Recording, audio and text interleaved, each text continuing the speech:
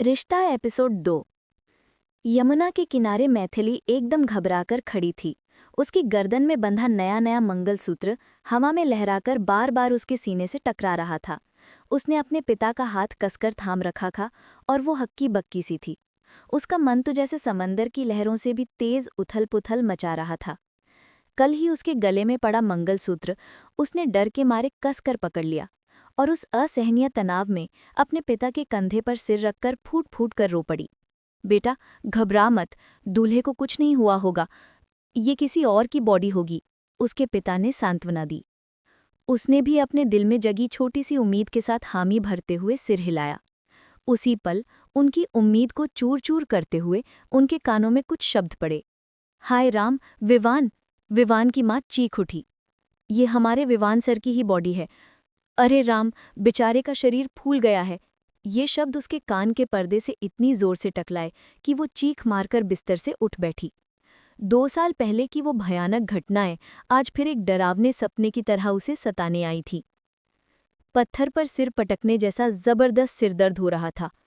आह आह करते हुए उसने अपनी बाईं आंख को उंगली से दबाया और मानसिक भ्रम की स्थिति में पूछा, मैं कहाँ हूँ?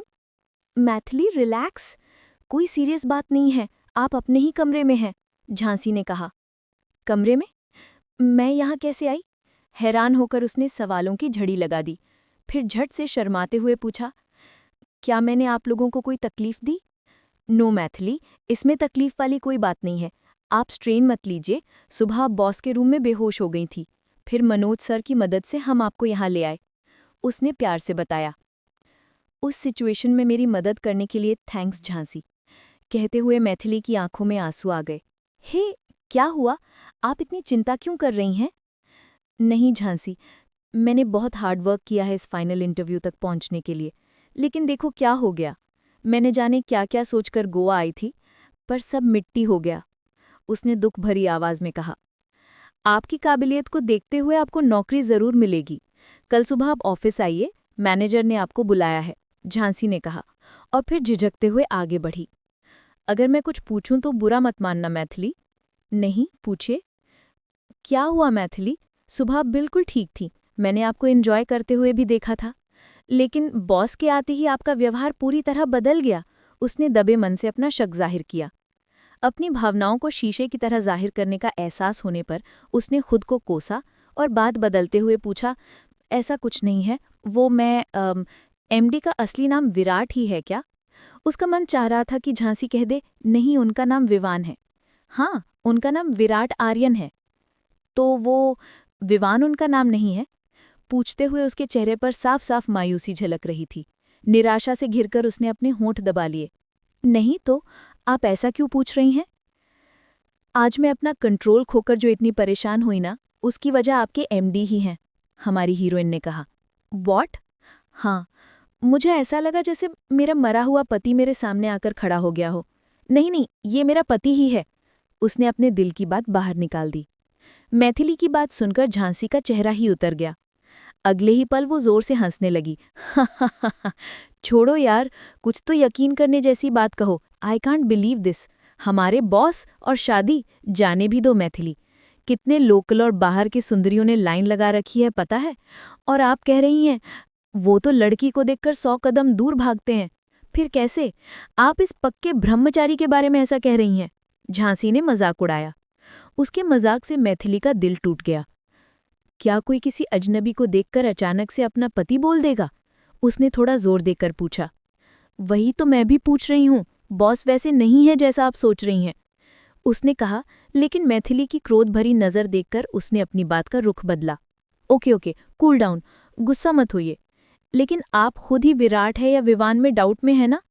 हमारे एमडी के चेहरे या हरकत में तो ऐसा कोई बदलाव या हलचल नहीं थी कि उन्होंने अपनी पत्नी को देखा हो।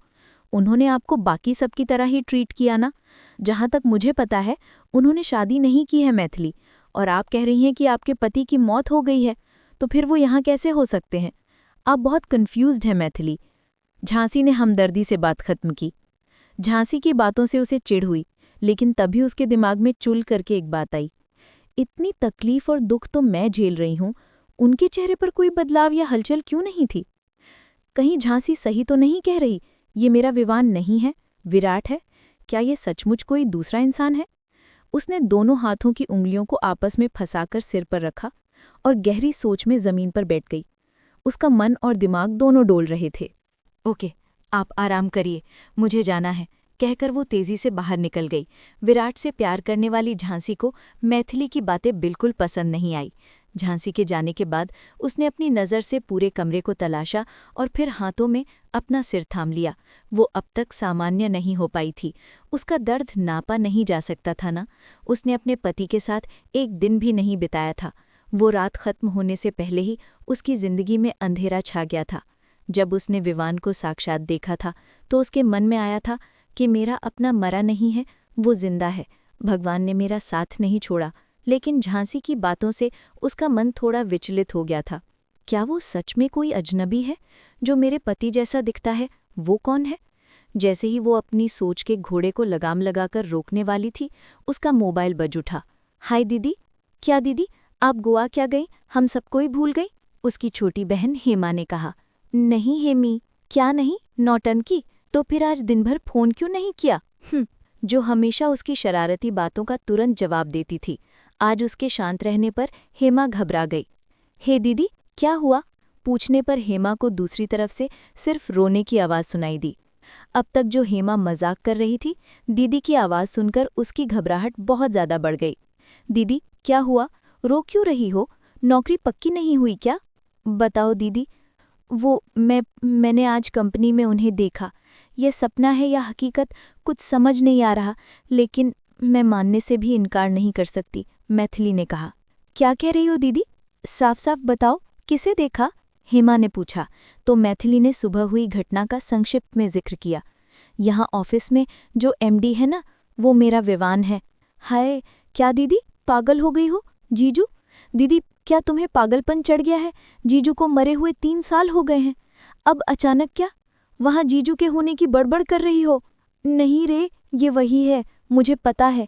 क्या दीदी, तुम बच्चों जैसी बातें कर रही हो?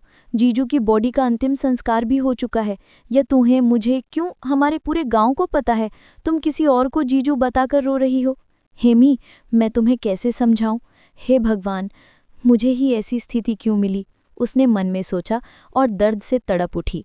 दूसरी तरफ से हेमा ने दीदी दीदी कहकर पुकारा। बोलो हेमी। दीदी, तुम हमेशा जीजू के बारे में सोचती रहती हो, इसीलिए तुम्हें ऐसा लग रहा है। जो मैं कह रही हूँ उसे ध्यान से सुनो दीदी।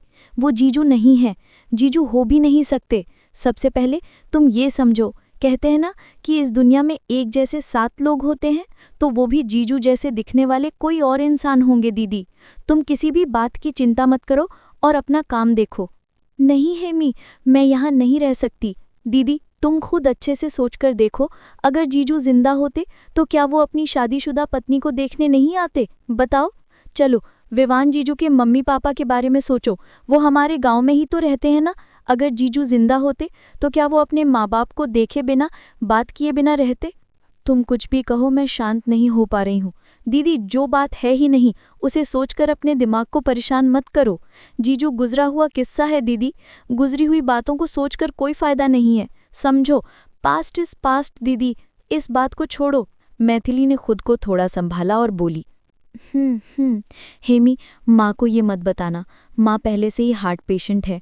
यूं ही छोटी छोटी बातों पर टेंशन लेकर हम सबको डरा देती हैं। मैं क्यों बताऊंगी दीदी, माँ की हालत मुझे भी पता है। हेमी, घर में सबको मेरा हालचाल पूछना।